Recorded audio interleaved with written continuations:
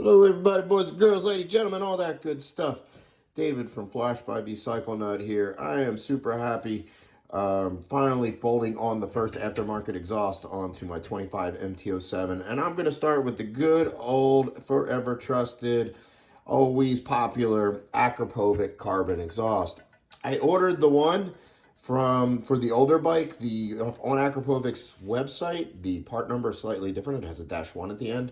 But they're hard to get or impossible to get at this moment. So I ordered one of the old ones, and we'll make sure it fits, and that will help some people out, I am sure, because I've been already asked about it a bunch of times. This is the well-proven, I said, normal, typical Akrapovic quality, good quality, really nice carbon fiber with a nice shine on it. Comes with a removable DB killer that I will be testing both in and out. In the past, every time I've tested an Akrapovic DB killer, they perform quite well, where they make a difference in sound but only cost like a horsepower and don't require different tuning for each with and without, but I will verify this. Nitpicky, this has been the same steel bracket since 2015, and it still feels like it weighs a ton. It could be made out of something, aluminum or something, be a little lighter, but nitpicking, I guess.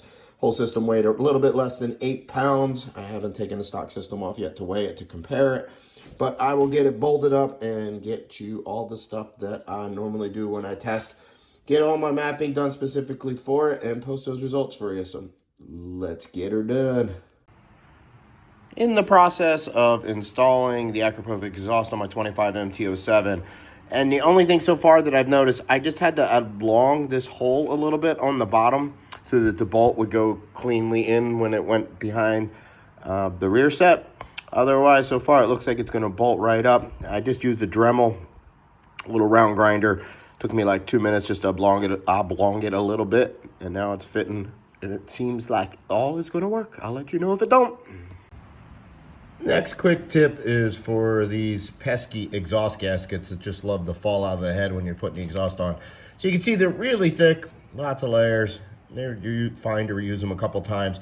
And what I do is I just dab them in a little grease on the side. It's going to fit against the head, and that holds them from falling out when you're trying to put the exhaust on. It's going to smoke a little bit, but so what? When you first start it burns the grease off, but they stay there, and it works great. In the end, it bolted up, but it's not exactly right. So I'm sure that on the 25 specific kit, this bracket back there is just a little different. It doesn't quite line up on the backside. There's another bolt, but it's plenty solid and will be good for me to testing. I got my wideband in it, and I'm going to do the obligatory where I'm going to start it up, let it really warm up the temperature, let it cool down, bed that packing in. And as always, when installing exhausts, I left everything loose at the front, installed it all the way to the back, and then tightened from the back of the bike forward. This definitely helps with alignment issues if this is your first exhaust install. It's a pretty easy exhaust. I didn't have to remove anything or even move the radiator. I was able to get to the bolts. The stock exhaust is just 4 12mm bolts with a extension and a swivel or a universal. I was able to get to all of the bolts without any problem. So yeah, everybody's gonna have to wait on the 25 specific exhaust for at least the Akrapovics that bolt on by the foot peg area. So we'll continue to test other ones after this and see if it's true for all of them. But for now, let's get this bad boy mapped out, get some dyno numbers, sound levels, sound readings for you, and all that good stuff.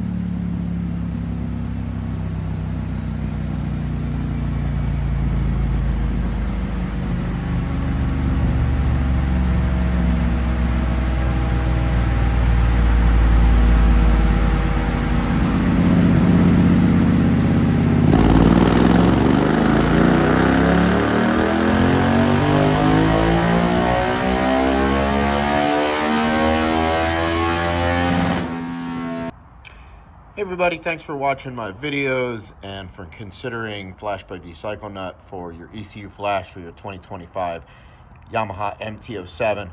I wanted to talk about the power modes and how to get the most from the flash after you get it from me, and just point something out to you. So there are rider modes and there are power modes, and anytime we have rider modes and power modes, people get confused as the difference between the two. So in this case, I'm in rider mode custom, in power mode 1, and traction control of 1. If I use the joystick and press it, you can see that this whole column is highlighted. And then if I press it again, it'll highlight one of the selections, and I can select it between it. What I recommend doing is going and setting your rider mode to custom, and then at least the first time you're riding the bike after the flash, keep the power mode highlighted. Anytime the throttle is closed, you can just use the button to go up and down between the modes. So you could be riding and you can switch from power mode 1 to power mode 2, just close the throttle and push the joystick down. And then you could go to power mode 3 and vice versa.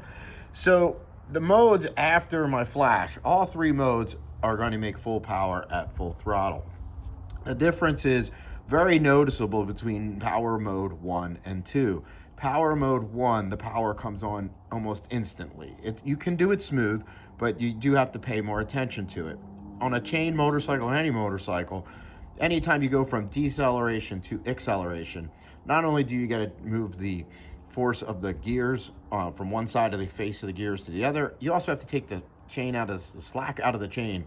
So those two things do always give you a little bit of a bump. But you will notice power mode 2 and power mode 3 are super smooth and easy to control. So really it comes down to power mode 1 is a power mode that the power is available from immediately. There's like zero delay. It's extremely noticeable when coming from either the stock programming or from power mode 2 or 3 to 1. It will take your brain a minute to get used to it. At first it's gonna be like, well, holy shit, this thing's like right there.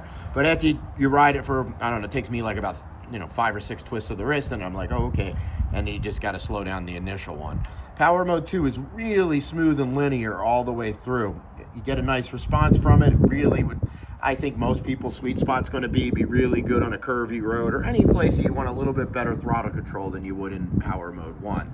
And then power mode 3 is even just slower and even smoother, but still does get to 100% throttle at the end. Be a good one for slower power wheelies, or slower clutch wheelies, I should say, or any type of situation where you really want really good throttle control. Power mode 3 will be your best bet. So hopes that helps you guys get the most from the flash. So in a second, I'm going to go over the full progression of dyno runs. Somehow I forgot to include this, which is comparing my bike all stock versus my bike now with the Akrapovic exhaust, and of course my custom ECU flash. You can see the gains are really good all the way across the rev range. Really, that area on top is insane. I know peak number, it's about 8%, 5 horsepower, but if you go out past the old peak and out there about redline, it's definitely more than that, and looking really good. Definitely very noticeable on the bike. So here now is the progression through the runs. Sorry about the confusion. Flash than just full throttle performance. Spent a lot of time data logging it on the street. I can definitely say that with the stock ECU mapping, that the bike felt soft and just really not great with the stock programming with the full exhaust. It could really give you the impressions that you're losing mid-range power with the full exhaust, but as we'll see in the dyno charts, at least not at full throttle, that isn't true. It's just that the stock mapping is really poor and noticeably so. So F-Flash will fix all that and of course get you more power. We'll show how much power in a second, but do also make sure that you watch a little bit earlier where I talked about using the power modes so you can get the most out of the flash if you use it. So here we go. So stock my 25 MT07 all stock baseline made just about 70 horsepower and almost 49 foot-pounds of torque. If you're the type that likes to bolt up exhaust systems and not get a tune, here's what you get with it. That's pretty nice gains, right? You got 2.5 horsepower and what's that? Almost 3 foot-pounds of torque. If we take a look at the air-fuel curve down here, we can see it starts out lean. So above the red line is going to be leaner than optimal. below it is going to be richer, and we're down almost to around 12-1 down here. So it's really pigly rich here, and not crazy lean, but definitely leaner than we would like, especially for throttle response and performance. But the power curve is improved everywhere. We didn't lose any horsepower, at least not at full throttle. Like I said, I think if you ride the bike with the stock programming, I think you will feel like you lost mid-range, just because of the stock programming and mapping and the part throttle stuff, but it definitely does not at full throttle. So if you do the right thing and then get my flash, here's what you additionally will get. You'll get another 2.5 horsepower and another 1.5 foot-pounds of torque. So, and you can see that their gains are everywhere. We no longer have that silly little curve. And if we look down at the air fuel curve, you can see that pretty much hugging that reference line down there. So much improved. Throttle response is much improved. Just everything's improved. And then so the last thing I wanted to test was I wanted to test the DB killer in versus DB killer out. It's always so much misinformation and so much back and forth about DB killer. So Akrapovic makes a really good DB killer. They always have. So I found out on this one, just like I have with almost every other Akrapovic DB killer that I've tested, that if we look down at the air fuel curve, they're almost identical. Definitely don't need a separate flash for it. So the good news was that you didn't lose any power. You actually have a little bit of area here that's a little above it and below it, a little below it. Oh, I mean, basically identical top number, and a little bit lower peak number on the torque, but again, these are minimal changes.